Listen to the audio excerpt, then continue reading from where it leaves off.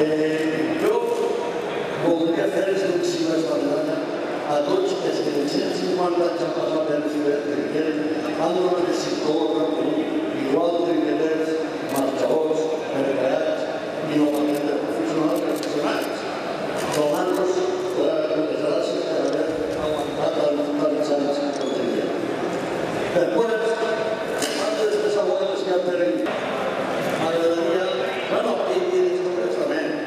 un abraç de cor a tots els aficionats de la província de Camp, València i Castelló que han sigut